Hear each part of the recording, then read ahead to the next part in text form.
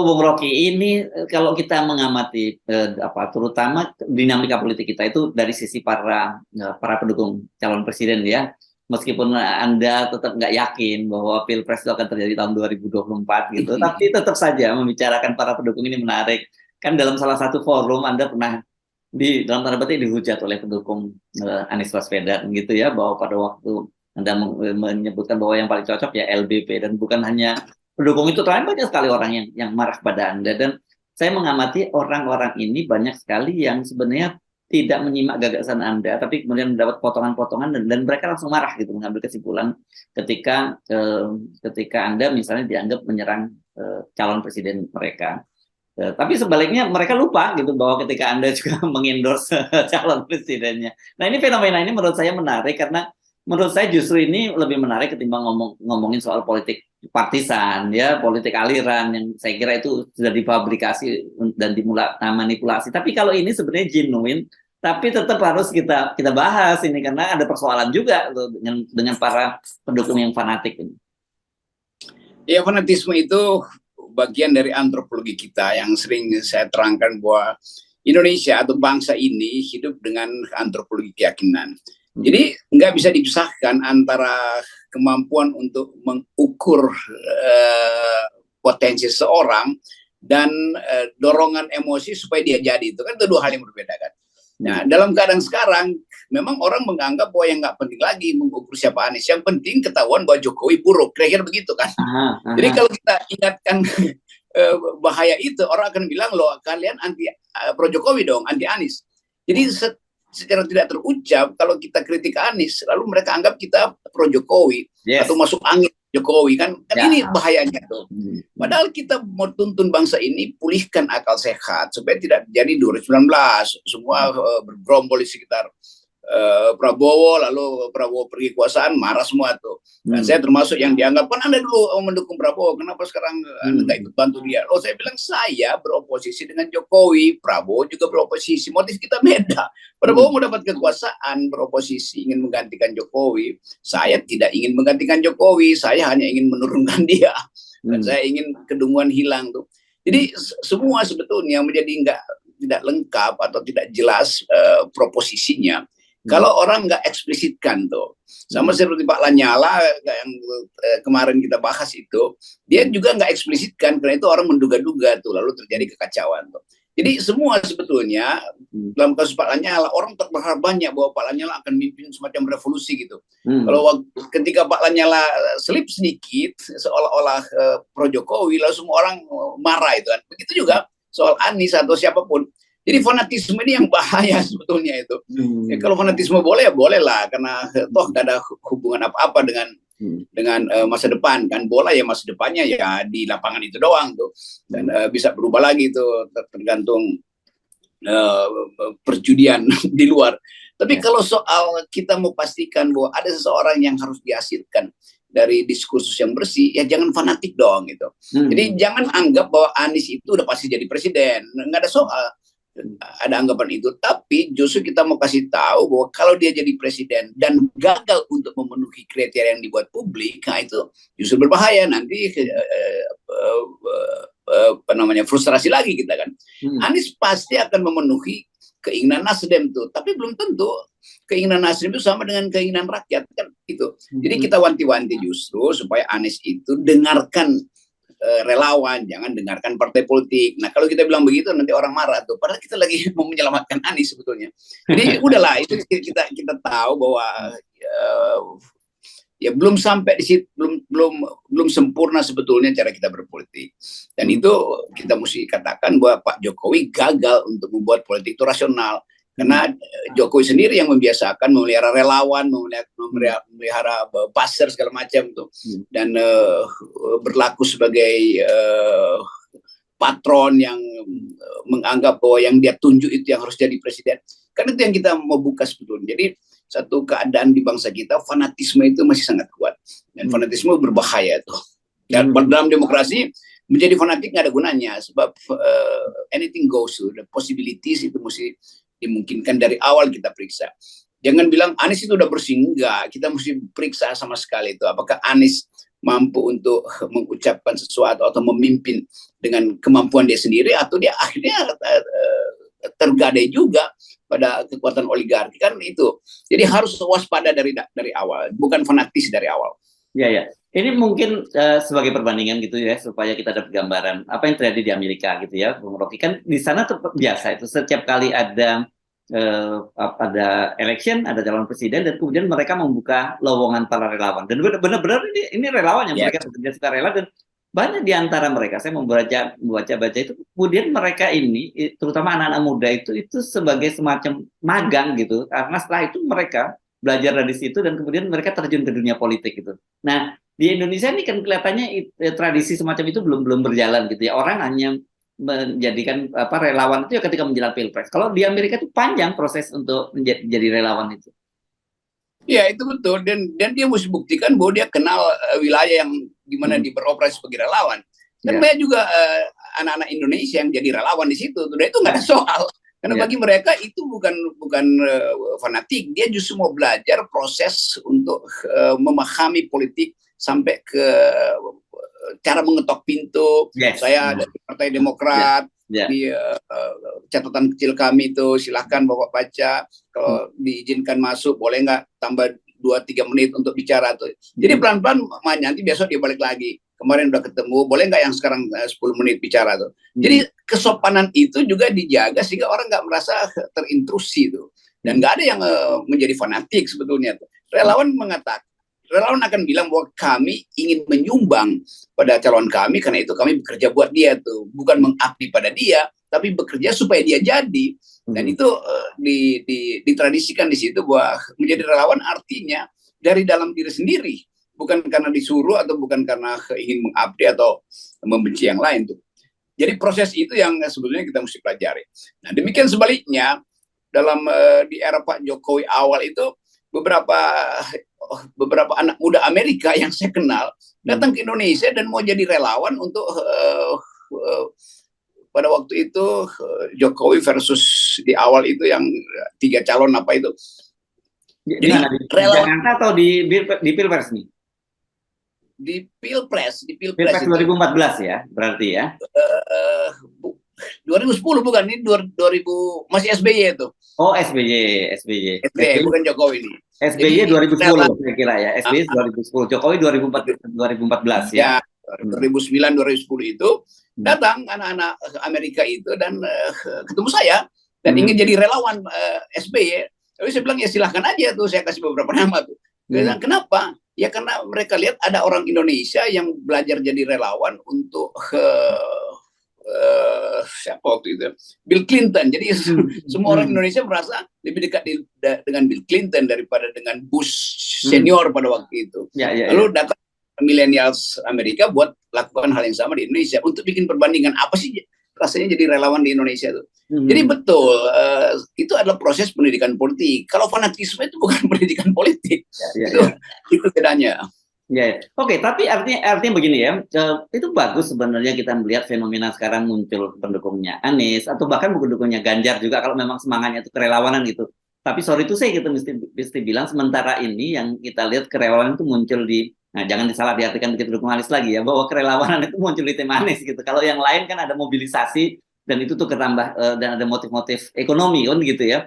Nah kita inginnya kan sebenarnya bagus sekali itu kalau tradisi kerelawanan itu tumbuh di antara kita, dan kita kan dorong kerelawanan itu supaya kita bisa mengambil alih lagi demokrasi kita dari tangan oligarki kan, sejak awal selalu itu yang kita baseline kita kan. Yes. Ya Anies itu relawannya memang ingin mendukung Anies itu. Tapi kalau relawan Ganjar juga sorry itu saya dapat banyak data di Jawa Barat dan Jawa Tengah, itu kampus-kampus ada yang namanya klub millennial club for Ganjar segala macam itu, dan orang-orang Ganjar datang ke situ dan mengasuh mereka untuk bikin program, tetapi digaji bulanan, ada yang digaji 300.000, ada yang 1 juta itu. Dan saya tanya, kalian ambil? Oh ada yang ambil, tapi itu pura-pura doang supaya kita dapat uang kan. Jadi nggak jujur sebenarnya relawan itu, karena mereka tahu dia akan dapat gaji. entah itu resmi dari Ganjar atau oligarki setempat yang gaji mereka. Tapi mahasiswa sekarang pinter, oke, kita belaga aja jadi relawan. Ada yang 1-2 memang yang langsung tergiur dapat uang namanya uang kegiatan per orang 1 juta sebulan, kan berarti betul tuh. Dan dibilang ada yang 1 juta, ada yang cuma per proyek 300.000 tuh. Jadi relawan Ganjar juga sebetulnya nggak jujur itu kan, karena mereka nunggu uang itu. Ini bukan saya mau jelekkan Ganjar, tapi fakta yang saya dengar begitu. Entah tentu saya nggak cek, tapi saya anggap oke, kalau mahasiswa yang ngadu ke saya itu artinya ya bener lah, saya anggap itu benar. Dan mereka mengatakan bahwa ada dibentuk klub-klub itu tuh. Tapi saya tanya kegiatan apa ya, kayak ya diskusi gitu-gitu, tapi kemudian ada tema yang udah disiapkan, udah didiskusikan tuh. Dan itu bukan datang dari dalam diri mahasiswa, tapi didatangi oleh panitia Ganjar untuk diasuh sebetulnya. Ini ya sah aja, itu urusan Ganjar aja, itu bukan urusan kita. Tapi yang kita mau bandingkan, ada relawan yang jujur dari dalam, ada relawan yang mesti dibayar kan.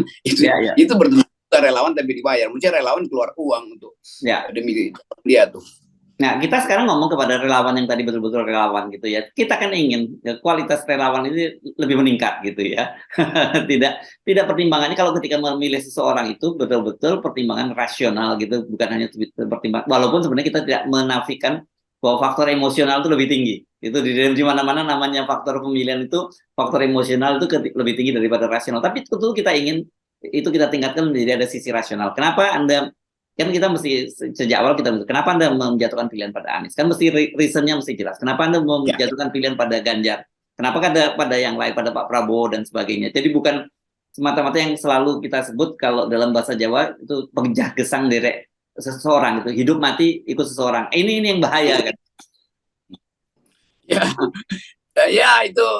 Jadi dari awal sebetulnya kita langsung bisa bedakin, oh ini relawan Ganjar, ini relawan Anies. Dengan ciri-ciri khasnya itu kan. Relawan Ganjar itu rapi, itu spanduknya bagus itu, dan orang merasa ya nggak ada soal, Ganjar bisa lakukan itu. Tetapi bagi kita masyarakat sipil itu relawan bukan itu namanya itu. Relawan itu kan betul-betul volunteer itu.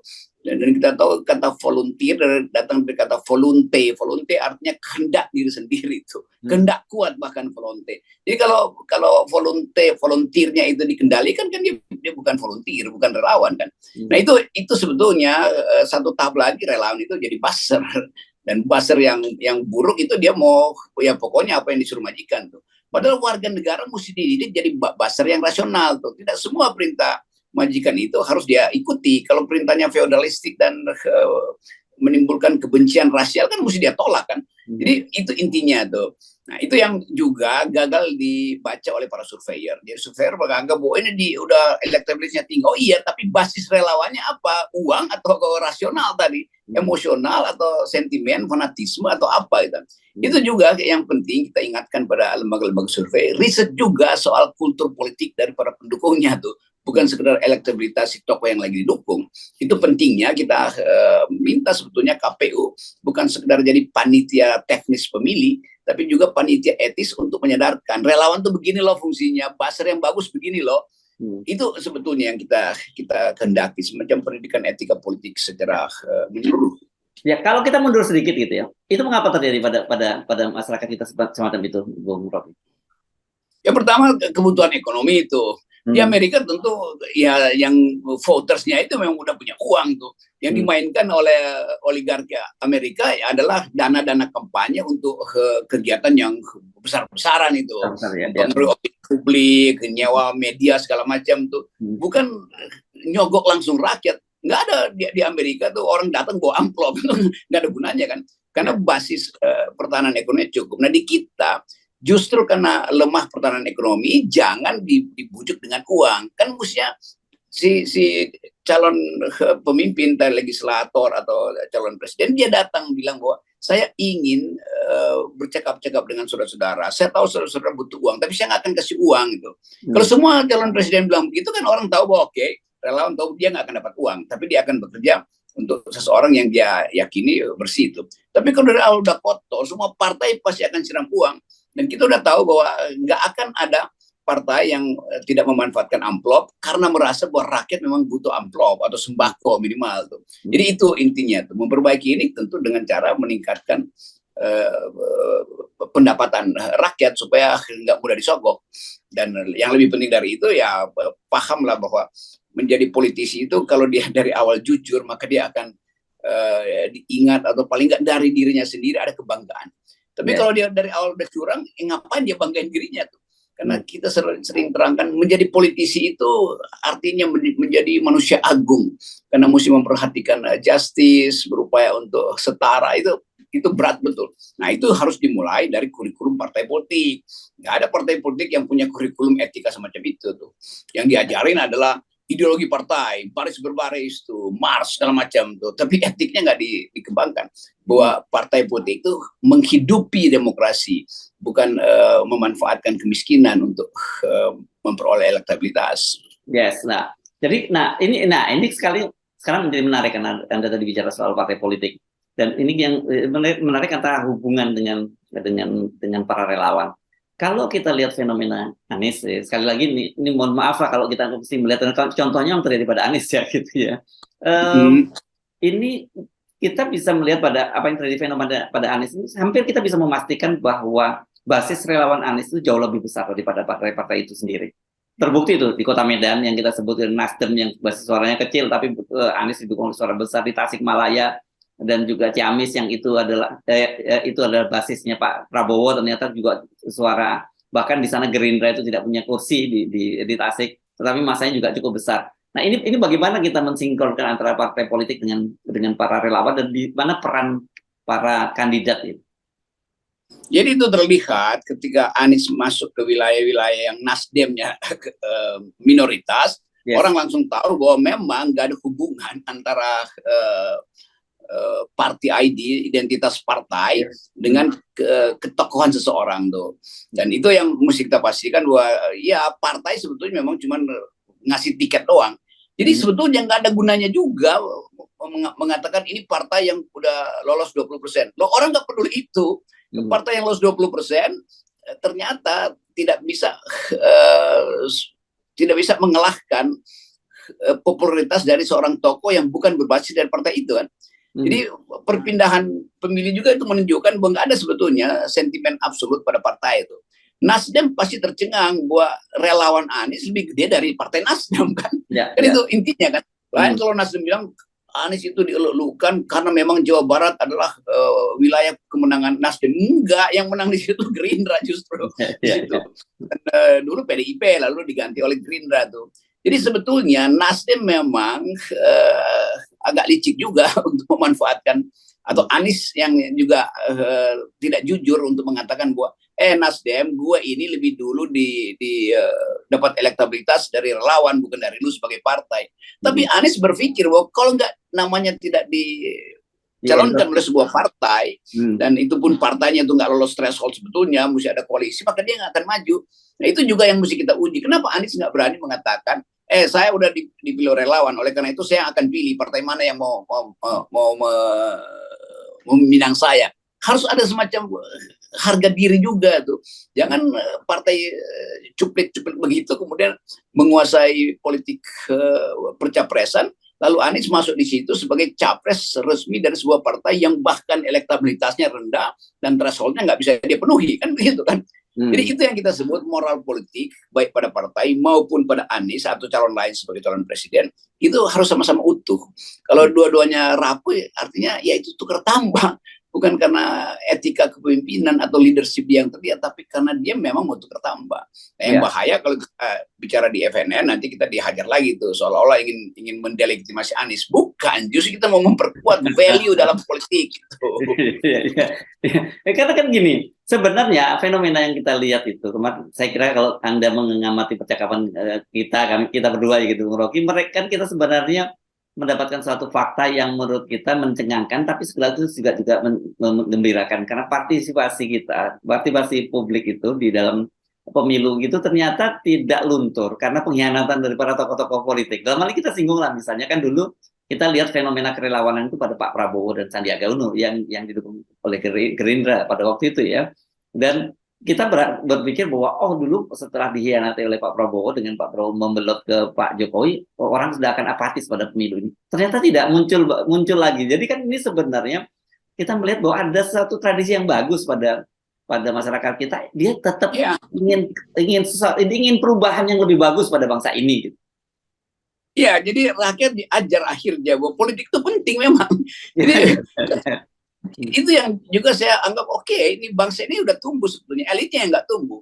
Bangsa ini tahu bahwa kebijakan-kebijakan yang menyebabkan dia miskin, tidak terdidik hari ini, itu adalah hasil dari politik. Karena itu dianggap oke, sekarang kita belajar tuh. Walaupun di sakit hati pada Prabowo, tapi dia nggak berhenti untuk berpolitik kan. Itu bagusnya di situ tuh. Dia tahu bahwa ya jalan desa kita justru hancur karena PU ini yang punya dana untuk memelihara jalan, uangnya itu disuruh dialihkan ke IKN oleh Presiden Jokowi. Lalu mereka merasa bahwa kalau begitu Presiden Jokowi mesti diganti tuh, supaya jalan desanya diperbaiki lebih dahulu sebelum bangun IKN. Kan itu intinya tuh. Jadi pengetahuan real itu membuat orang percaya bahwa politik bisa kembali dipakai sebagai alat untuk mendistribusikan keadilan. Dan memang itu fungsi politik.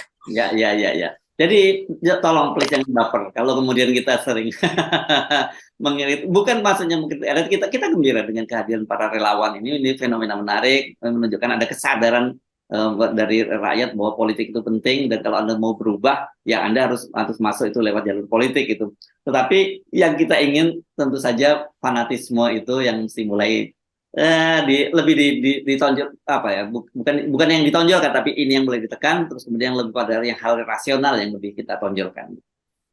Ya itu bisa muncul kalau dari sekarang KPU bilang aja ini udah masa kampanye, silakan relawan yang mulai kampanye dan relawan mulai undang tokoh-tokoh yang punya ide untuk mempertengkarkan konsep dari calon presidennya tuh. Kan relawan Anies misalnya bilang oke, kami akan bikin perkumpulan dan akan pindah-pindah dari kota ke kota, traveling seminar namanya, untuk menguji ide Anies. Kan begitu kan maksudnya. Jadi sebetulnya ya udah KPU nggak usah larang bahwa itu belum jadwal kampanye juga. Ada soal sebetulnya. Jadi semakin banyak ide dipertengkarkan, orang tahu bahwa siapa relawan yang punya ide, siapa relawan yang sekedar mengharapkan amplop, kan itu bedanya. Oke. Jadi selamat mendukung calon Anda masing-masing gitu ya. Jangan lupa pesankan pada calonmu 0% itu adalah kemestian. Yes, dan tidak. Memang harus berangkatnya dari sini 0%. Terima kasih Bung Rocky. Oke.